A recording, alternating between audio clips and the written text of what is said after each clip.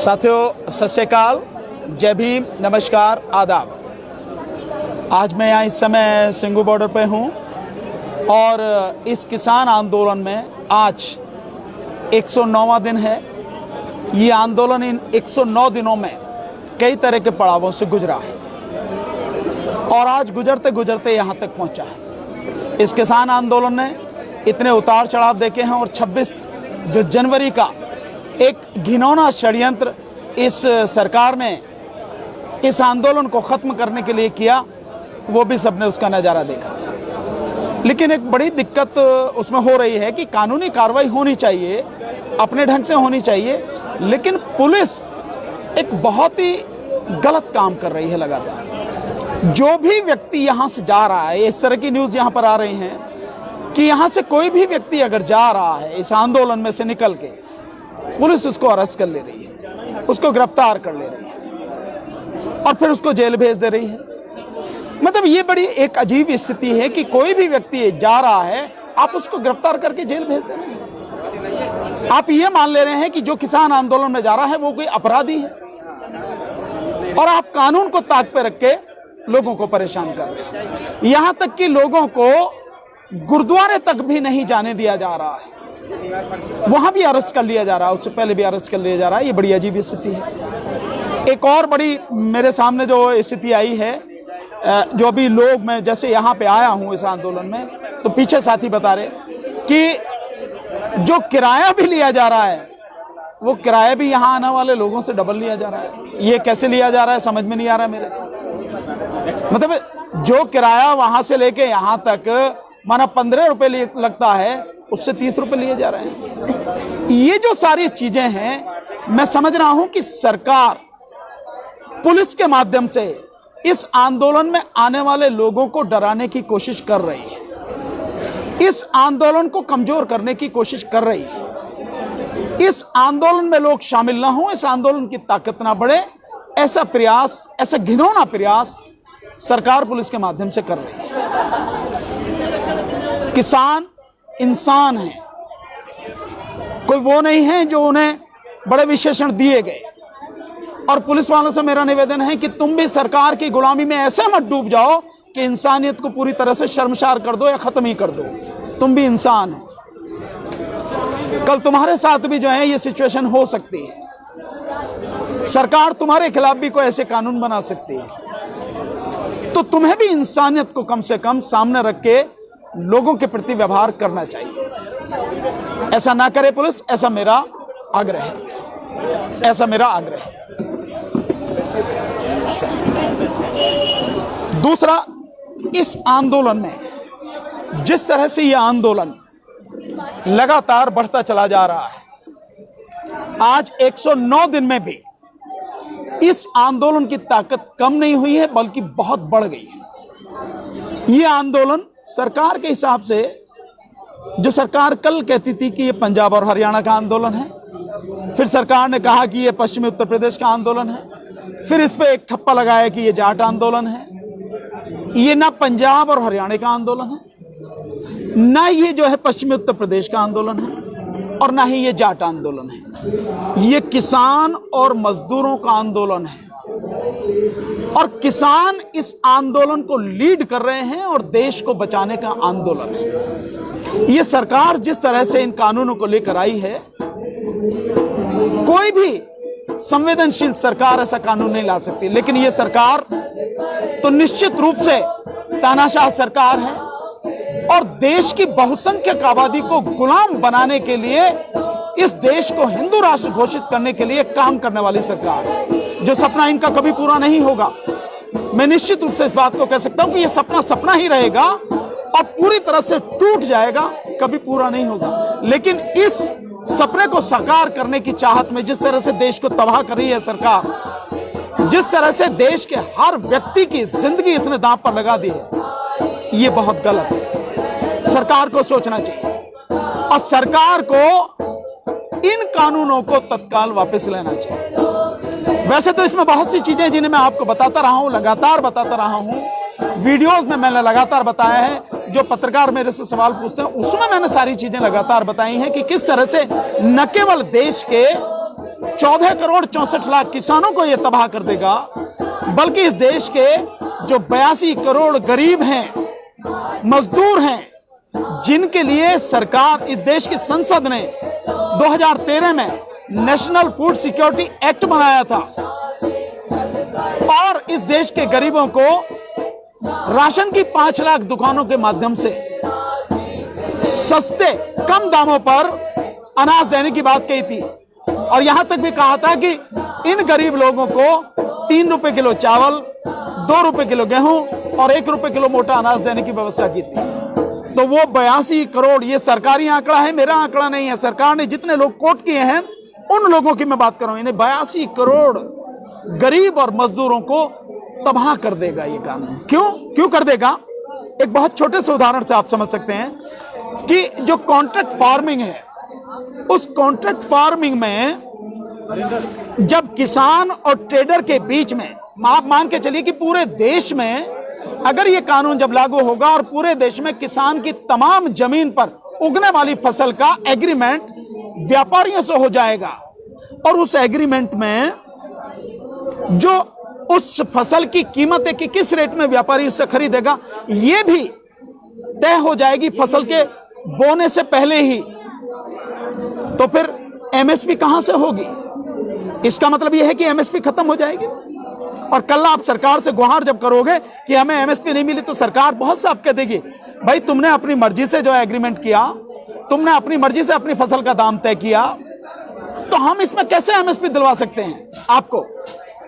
और सरकार ने कहीं भी इस कानून में एमएसपी का इस तरह से जिक्र नहीं किया कि जो भी एग्रीमेंट होगा, फसल की जो भी कीमत तय होगी वो एमएसपी से कम पे तय नहीं होगी, ऐसा कहीं भी जिक्र नहीं है। तो एमएसपी खत्म होगी। मोदी जी बेशक कहते रहे एमएसपी थी, एमएसपी है, एमएसपी रहेगी, एमएसपी खत्म होगी। अब मैं उस बात पे आता हूं कि इस कानून से किस तरह से ये सारे लोग तबाह होंगे और जो गरीब है उसको राशन कैसे नहीं मिलेगा। जब पूरे देश में सारी जमीन पर होने वाली फसल का एग्रीमेंट व्यापारी से हो गया, तो जब फसल कट के आएगी सारी फसल व्यापारी के गोदाम में चली जाएगी। तो इन 82 करोड़ लोगों को, जिनके लिए 2013 में नेशनल फूड सिक्योरिटी एक्ट बनाया था, उनके लिए राशन की दुकानों पर देने के लिए अनाज कहां से आएगा सरकार के पास? कहीं अनाज नहीं होगा, क्योंकि एग्रीमेंट के हिसाब से, इस कानून के हिसाब से सारा अनाज तो व्यापारी के गोदाम में चला जाएगा। इसका मतलब यह हुआ कि जो 82 करोड़ लोग हैं वो भूखों मरेंगे और सरकार यही चाहती है। सरकार जिस हिंदू राष्ट्र के एजेंडे पर काम कर रही है, उस हिंदू राष्ट्र के एजेंडे पर वो लोगों को इतनी बड़ी संख्या में गुलाम बनाकर ही काबू में रख सकती है।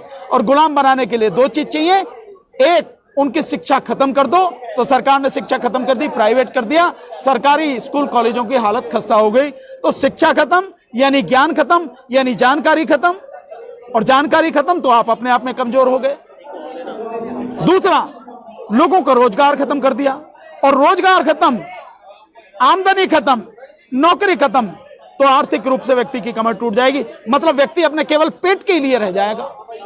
तो ये जो षड्यंत्र है पूरा, उस षड्यंत्र के तहत इन कानूनों को लाया गया है और इन कानूनों के माध्यम से 82 करोड़ गरीबों को तबाह करने की पूरी साजिश है। केवल किसान नहीं, 14 करोड़ 64 लाख किसान, 82 करोड़ गरीब, और कुल मिलाकर अगर देखते हैं वो छोटा व्यापारी जो खाद, बीज, पेस्टिसाइड, मशीनरी, ये सारी चीजें बेचता है, वो व्यापारी खत्म होगा।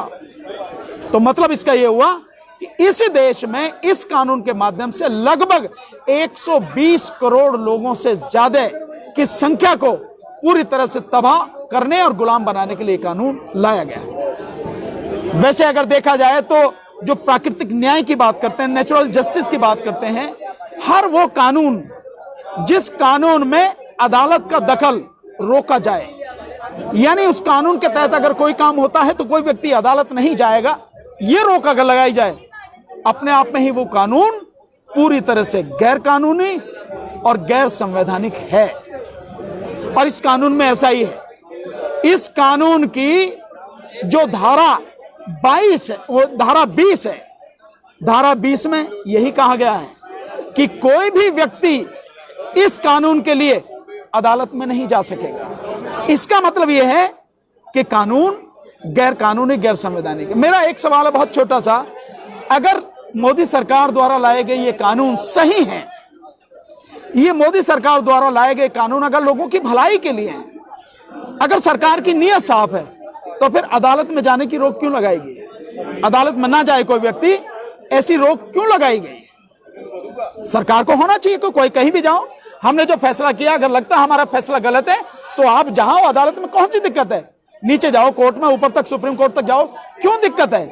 लेकिन अगर रोका गया है, इसका मतलब यह है सरकार की नीयत खराब है। और यह सच है कि इस मोदी सरकार की नीयत खराब है, क्योंकि जिस एजेंडे पर काम कर रहे हैं ये नहीं चाहते कि कहीं से भी इस सरकार के काम में रुकावट आए।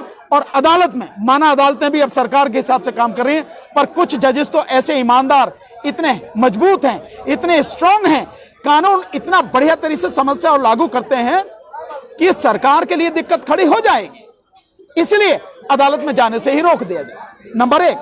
और नंबर दो, जिस तरह से बात कही है कि इस जो एग्रीमेंट वाला कानून है, कॉन्ट्रैक्ट फार्मिंग का कानून है, उसकी धारा 18 के तहत एक बड़ी अजीब बात की गई है। बहुत मजेदार बात आप देखें कि एक व्यक्ति के हाथ में आपने हथियार दे दिया मेरी गर्दन काटने का, और उसने मेरी गर्दन काट दी और फिर कह दिया भाई इसके खिलाफ कुछ काम नहीं है, इसके खिलाफ कोई नहीं होगा। यही इस कानून के कॉन्ट्रैक्ट फार्मिंग के जो धारा 18 है उसमें है। क्या है उसमें कहा गया है कि इस कानून के तहत राज्य सरकार, केंद्र सरकार, राज्य सरकार या केंद्र सरकार का कोई भी अधिकारी, एसडीएम, एडीएम, डीएम, कोई भी काम करेगा, कोई भी फैसला लेगा, उसके खिलाफ आप किसी अदालत में नहीं जा सकेंगे, उसके खिलाफ कोई भी कानूनी कार्रवाई नहीं होगी, ना तो सिविल सूट फाइल होगा, ना ही कोई फौजदारी मुकदमा उसके खिलाफ होगा, और ना ही किसी भी तरह की कानूनी कार्रवाई उसके खिलाफ होगी। इसका मतलब यह हुआ कि आपने अधिकारियों को खुली छूट दे दी, जो मन में आए करें, यानी अधिकारियों को इतना संरक्षण दे दिया। वो व्यापारी जिस पर अथाह संपत्ति है, वो पूंजीपति जिसके पास इतनी संपत्ति है कि उसको पता ही नहीं है, और उनके साथ में सरकार खड़ी है, देश का प्रधानमंत्री खड़ा है, पूरा शासन प्रशासन खड़ा है। ऐसे लोगों के हाथ में, ऐसे लोगों के सामने आपने एक गरीब और मजबूर किसान को छोड़ दिया। जिंदा रह पाएगा वो, या पूरी तरह से तबाह हो जाएगा? बिल्कुल तबाह हो जाएगा। ऐसा ये कानून है। तो जो कानून अधिकारियों को खुली छूट देता हो कि वो कुछ भी कर दें तो कोई दिक्कत नहीं है, ठीक इसी तरह से ऐसा समझे आपको कि जब कोरोना काल में मई में, शायद 24 या 25 मई के आसपास की बात होगी, जब 17 मई तक ये 20 लाख करोड़ का झुंझुना पकड़ाया था इसने, उसके नाम पे कि ये सपोर्ट कर रहे हैं देश के लिए, एक वो लेके आए हैं मोदी जी सपोर्ट करने के लिए 20 लाख करोड़ से ज्यादा का पैकेज लेके आए हैं। उसके बाद में 5-7 दिन बाद एक मीटिंग करी थी वित्त मंत्री ने उनके साथ में, जो बैंक के लोग हैं उनके साथ में, और बैंक वालों को खुली छूट दे दी थी कि आप जिसको जो लेन देना है दो, जो भी शर्तें हो दो, आपको घबराने की जरूरत नहीं, आपके खिलाफ में कोई कार्रवाई नहीं की जाएगी। इसका मतलब साफ है कि आपने जिसको ये छूट दे दी कि तुझे जो करना है कर, तेरे खिलाफ कोई कार्रवाई नहीं होगी, तो बेईमानी होगी, लूट होगी, भ्रष्टाचार को आपने खुली छूट दे दी। तो ये वो सरकार है जो भ्रष्टाचार मुक्त भारत की बात करती है और पूरी तरह से भ्रष्टाचार में खुद डूबी है, और भ्रष्टाचारियों को पैदा कर रही है, भ्रष्टाचार को बढ़ावा दे रही है। ठीक इसी तरह से इस कानून के तहत सरकारी अधिकारियों को, कर्मचारियों को पूरी छूट दे दी गई है, और यह भी कह दिया गया कि उनका जो फैसला, यानी डीएम का फैसला या एडीएम, इनका फैसला लास्ट होगा, और वो ऐसे होगा जिस तरह से भारतीय जो कानून है उसकी सीपीसी यानी सिविल जो प्रोसीजर कोड है, दीवानी प्रक्रिया संहिता, जो उसके तहत जो फैसला होगा उसको लागू होगा, जो डिक्री होगी उसकी तरह से मानी जाएगी। यानी सीपीसी के तहत आप उसको मान कर रहे हैं, लेकिन सीपीसी के तहत किसी भी जज को उस पर मतलब हस्तक्षेप करने का अधिकार नहीं है, वो उसके कोई मुकदमे देखने का अधिकार ये है। इसलिए ये कानून पूरी तरह से गलत है, और ये बात मैं बार बार बता चुका हूं, हर कोई बता चुका है। शुरू से ये बात है कि ये कानून बनाने का केंद्र सरकार को अधिकार नहीं, क्योंकि ये कानून स्टेट लिस्ट के अंतर्गत आते हैं। अनुच्छेद 246 246 के तहत 7th शेड्यूल 7वीं अनुसूची में जो सेकंड लिस्ट है स्टेट लिस्ट, उसके अंतर्गत सीरियल नंबर 14 पर एग्रीकल्चर यानी कृषि और सीरियल नंबर 28 पर मार्केटिंग ये आते हैं। ये सेंटर के सब्जेक्ट नहीं है। तो सेंटर के सब्जेक्ट नहीं है, तो सेंटर को कानून बनाने का अधिकार नहीं है, और मोदी जी ने जबरदस्ती ये कानून बनाए। इसको ऐसे समझिए आप कि एक खेत मेरा है, मैं जो चाहूं करूं, एक खेत आपका है, आप अपने खेत पर जो चाहे करें। लेकिन अगर मैं आपके खेत पर कब्जा करके कहूं कि नहीं मैं तो इस पर मैं करूंगा, मैं मालिक हूं, तो कैसा लगेगा? ये अवैध कब्जा हो गया। और इसी तरह से ये सरकार इस देश में ये कानून लाके इसको तबाह करना चाहती है। और केवल इसके पीछे इतनी इंटेंशन नहीं है, राज्य सरकार का अधिकार छीनकर कानून बनाना इस देश का जो संघीय ढांचा है, फेडरल स्ट्रक्चर है, उसको भी खत्म करने का एक षड्यंत्र है। जैसे इस सरकार ने जीएसटी बनाया और जीएसटी बनाकर जो स्टेट को टैक्स कलेक्ट करने का अधिकार था, उसके माध्यम से सेल टैक्स के माध्यम से उस सबको इकट्ठा कर दिया। तो इकट्ठा तो कर लिया सेंट्रल गवर्नमेंट ने, और स्टेट गवर्नमेंट का जो हिस्सा था वो अभी तक उसे दिया नहीं है। यानी स्टेट गवर्नमेंट के पास जो पैसा जाना चाहिए था, जो उसकी इनकम थी, जो उसका हक था, वो भी इसके सरकार ने लूट के अपने पास में रख लिया। उनको पैसा नहीं दिया और कह रही है कि आप रिजर्व बैंक से कर्ज ले लो। क्यों ले लें भाई कर्ज? मेरा पैसा है, मुझे दे दो। ठीक इसी तरह वो क्यों किया गया? क्योंकि इस देश के संघीय ढांचे को खत्म करना है। आपको ध्यान आता है, मोदी जी कहते हैं एक नेशन एक इलेक्शन। इसका मतलब सीधा यह है कि एक इलेक्शन, ऐसा नहीं कि एक साथ इलेक्शन। एक इलेक्शन का मतलब है केवल मोदी जी का इलेक्शन, मोदी जी ही हैं सब कुछ। ये है इसका मतलब एक नेशन और वन इलेक्शन का। तो देश, उसके लिए देश को संघीय ढांचा जो है उसको कमजोर करना पड़ेगा, स्टेट को खत्म करना पड़ेगा, स्टेट की विधानसभाएं उनको खत्म करना पड़ेगा। और जब उनका आप पैसा छीन लो, पैसा अपने पास रख लो और उनका कानून बनाने का अधिकार आप छीन लो, तो इसका मतलब यह है कि आप राज्यों को कमजोर कर रहे हैं, इस देश के संघीय ढांचे को कमजोर कर रहे हैं। यह बड़ा भयानक षड्यंत्र है जिसको लोगों को समझने की जरूरत है। आज बस इतना ही, बाकी बातें बाद में।